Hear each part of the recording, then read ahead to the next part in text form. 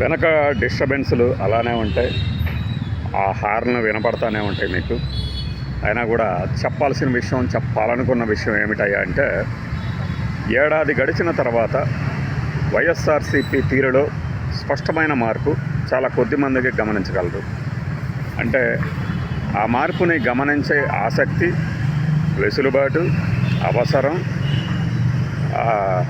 Interest ఇవన్నీ ఉన్న వాళ్ళకి అర్థమవుతుంది. అది గత ఏడాదిలో జరిగినటువంటి ఒక బీభత్సమైన ఓటమి తర్వాత, అది ప్రజలిచ్చిన తీర్పు కావచ్చు, కొంతమంది చెప్పేటట్టు ఆ ఈవీఎంల్లో తేడా వల్ల కావచ్చు, ఏదైతేనే అధికారం కోల్పోయిన తర్వాత ఒకటొక్కటిగా తాము గతంలో చేసిన తప్పులు కానీ, లేదు మీరు ఈ తప్పులు చేశారు అని కొంతమంది చెప్తున్న దానికి కానీ విరుగుడుగాన అన్నట్లు కొంత డ్యామేజ్ని పూడ్చే ప్రక్రియ.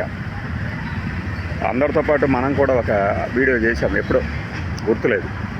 అదేంటి అంటే, ఇప్పటికైనా అమరావతి క్యాపిటల్కి సంబంధించి ఒక స్టాండ్, క్లియర్ కట్ స్టాండ్ తీసుకోండి. కాకపోతే దానికి టైం పడుతుంది. ఇప్పుడే కనుక ఒక స్టాండ్ ప్రకటిస్తే దాని మీద ఎన్ని విమర్శలు వచ్చినా కూడా మెల్లిగా ఎన్నికల సమయానికి దాని మీద ఉండే వ్యతిరేకత కూడా పోతుంది, మాట మార్చారు అనేది కూడా అని ఆ భావంతో ఇప్పుడు ఆ దిశగా అడుగులు పడుతున్నాయి. అందుకే మీకు ఎక్కడా లేని విధంగా కొన్ని ఛానల్స్లో మీరు థంబ్నెయిల్స్ చూస్తారు.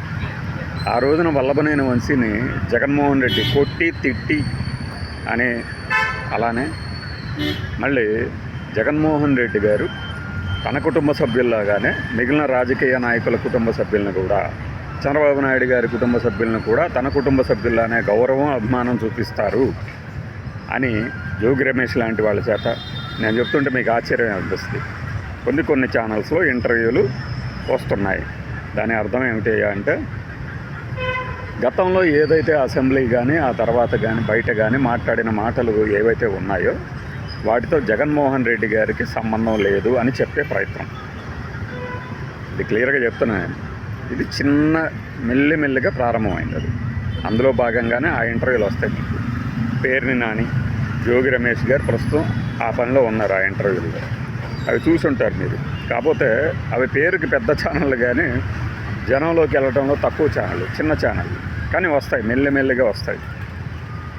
దానికి ముందు అమరావతి ఎక్కడైతే మన ప్రధానమంత్రి మోడీ గారు ఒక పైలాన్ని ఆవిష్కరించారో అక్కడి నుంచి మనం ఒక వీడియో చేసినప్పుడే మనం ఒక మాట అన్నాం.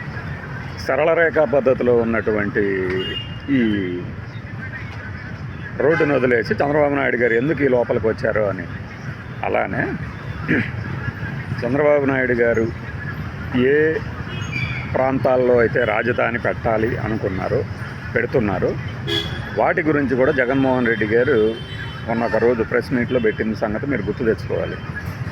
ఇది ఏ 500 ఎకరాలు సరిపోతాయి, గుంటూరు కాజా అటువైపు అన్నీ వదిలేసేసి ఈయనకి ఈ భూములు ఎక్కడికి కావాల్సి వచ్చినాయి, పోనీ వీటినన్నా సరిగ్గా ఏమైనా చేశాడా, వాళ్ళకే అన్యాయమే చేశాడు, రియల్ ఎస్టేట్ అంతా డమాలమంది అని. సో ఏంటంటే ఒక చిన్నపాటి ప్రయత్నం, సానుకూల వాతావరణం తెచ్చుకునే ప్రయత్నం జరుగుతుంది వైఎస్ఆర్సీపీలో. ఇది ఆ 3 రాజధానుల పేరుతో అమరావతికి భారీగా అన్యాయం చేయబోయారు ఈయన అనే ఒక అపప్రద నుంచి తొలగించుకునే ప్రయత్నం. రెండవది, ఏవైతే కామెంట్లు చేశారో దాని ద్వారా డ్యామేజ్ జరిగింది, అదే కొంప ముంచింది అనేదాన్ని కవర్ చేసే ప్రయత్నం ఇది జరుగుతుంది. ఇది స్పష్టంగా మార్పు మొదలైంది అనడానికి ఒక దృష్టాంతం, అంటే ఉదాహరణ. ఇక మరొక వైపు చూసినప్పుడు మనకు అధికార పక్ష పార్టీ టీడీపీ. ఇక్కడ ఏం జరుగుతుంది అంటే, ఎప్పుడు ఈయన పెద్ద మాటలే మాట్లాడతారు, సంక్షేమం గురించి పట్టించుకోరు అన్న తరుణంలో ఆ పొదిలిటూరు కావచ్చు, మరొకటి కావచ్చు, మన మీద వ్యతిరేకత పెరుగుతోంది. At the same time Jaganmohan రెడ్డికి ఆదరణ తగ్గటం లేదు, పైపెచ్చు కాస్త కూస్తో పెరుగుతుంది అన్న విషయాన్ని గమనించిన మీదట తల్లికి వందనం విడుదల చేయడంతో పాటు ఆ తర్వాత చేయబోయే కార్యక్రమాల గురించి ప్రకటన ప్రజల్లోకి. అప్పుడు దాకా ఆ పేరు లేదు, తొలి అడుగు అనే పేరు అప్పటికి లేదు. ఏది విజయోత్సవ సంబరాలను ఒక ఏడాది పూర్తయిన సందర్భంగా చేసుకున్నామన్నారు, అది వాయిదా పడింది. తర్వాత రోజు అన్నారు, అది కూడా ఏం చెప్పలేదు. ఎప్పుడైతే ఇది ఇట్లా ఉన్నది పరిస్థితి అని తెలుసుకున్న తర్వాత మాత్రమే తొలి అడుగు పేరు అనే ఒక కార్యక్రమం పేరు బయటకు వచ్చింది. సో అప్పట్లో ఆయన గడప గడపకి అన్నారు, ఇప్పుడు వీళ్ళు తొలి అడుగు అంటున్నారు. ఈ తొలి అడుగు ద్వారా మేము ఎంత ఇస్తున్నాము, ఎంత చేస్తున్నాము ప్రజలకి అని చెప్పే ప్రయత్నం చేయబోతుంది టీడీపీ కూటమి ప్రభుత్వం. ఎమ్మెల్యేలు అందరూ వెళ్ళాలి అని. అట్ ద సేమ్ టైము మీ మీద వస్తున్నటువంటి అవినీతి ఆరోపణలు నేను సహించను, వన్ టైం ఎమ్మెల్యేలుగా మిగలాలనుకోవట్లేదు మీ అందరినీ అని చెప్పడం ద్వారా జనసేనలోని ఎమ్మెల్యేలకి, టీడీపీలోని కొంతమంది ఎమ్మెల్యేలకి నేను గమనిస్తూనే ఉంటా మీ పనితీరు అని డైరెక్ట్గానే చెప్పారు. సో ఏంటంటే అధికార ప్రతిపక్ష పార్టీలలో మార్పు స్పష్టంగా కనపడుతుంది. ఈ మార్పు ఇది ఇలానే కొనసాగితే ఏంటంటే ఒక ఆరోగ్యకరమైన, అంటే ఇప్పుడు మన వీడియోలు చూసేవాళ్ళు ఎవరికి బూతులు వినపడవు, బూతులు కనపడని ఉండవు కామెంట్లు, హాయిగా ఉంటాయి వాళ్ళకి, నాకు తెలుసు ఆ సంగతి. అలానే రాజకీయాలు కూడా అలా సాగుతాయి. లేదు ఎక్కడన్నా లైన్ తప్పారనుకోండి, లైన్ తప్పినప్పుడు మళ్ళీ పరిస్థితి పునరావృతం అవుతుంది, అందులో సందేహం లేదు. దానికి తోడు ఇప్పుడు ఎవరైతే ఈ నానా చెత్త పోగేశారని గతంలో అన్నారో వారందరూ కూడా రాబోయే రోజుల్లో ఖచ్చితంగా మీడియా ముందుకు వస్తారు. వాళ్ళు జరిగిన దాని మీద వాళ్ళ వెర్షన్ వినిపించబోతున్నారు. స్పష్టంగా వైఎస్ఆర్సీపీకి సంబంధించి ఆ మార్పుని గమనించిన వాళ్ళకి అర్థమవుతుంది.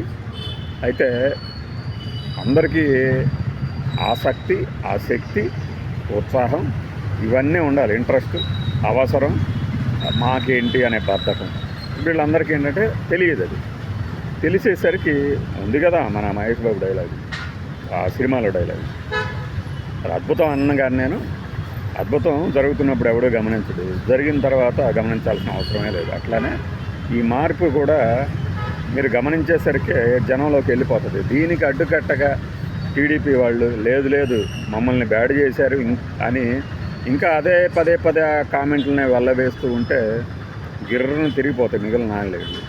ఈ 5 ఏళ్లలో వాళ్ళకి విధించిన శిక్ష మళ్ళీ వాళ్ళకి ఎందుకు విధించాలి? వారు తప్పు చేశారు, పశ్చాత్తాపం ప్రకటించారో నటించారో కానీ జరిగిపోయింది కదా, ఒక తప్పుకి 2 సార్లు శిక్ష వేయరు అనే ఒక పరిస్థితి అయితే వస్తుంది. సో ఇవన్నీ తెలియని రాజకీయ నాయకులు ఎవరూ లేరు. నిన్న మా కొలీగ్తో డిస్కషన్లో జగన్మోహన్ రెడ్డి నేర్చుకుంటాడు ఎలా చేయాలో రాజకీయాలంటే, జగన్మోహన్ రెడ్డి నేర్చుకోవడమే కాదు, ఎవడైనా ప్రతిరోజు ఒక అనుభవమే. మనం చెప్పిన మాట అప్పుడు కొలీగ్తో, మన చుట్టూ ఉన్న వాళ్ళు కూడా మనతో నవ్వుతూనే నటిస్తుంటారు, తిరగగానే వెన్నుపోటు పొడవటానికి రెడీగా ఉంటారు, అనగానే ఒకళ్ళిద్దరికి తగిలి నాపిస్తారు. అట్లా ప్రతి వాళ్ళు నేర్చుకోవాల్సిందే, నిత్య విద్యార్థులే జీవితంలో కానీ రాజకీయాల్లో కానీ. ఇది ఇలా చేసినందుకే ఇలా అయింది, ఇలా చేసినందుకే ఇలా అయిందని ఖచ్చితంగా మన ముందు నిదర్శనాలు ఉండవు, ఫలితాలే ఉంటాయి. ఈ కోణంలో ఏంటంటే 2 రాజకీయ పక్షాల్లో ఖచ్చితమైన మార్పు కనపడింది. బాయ్.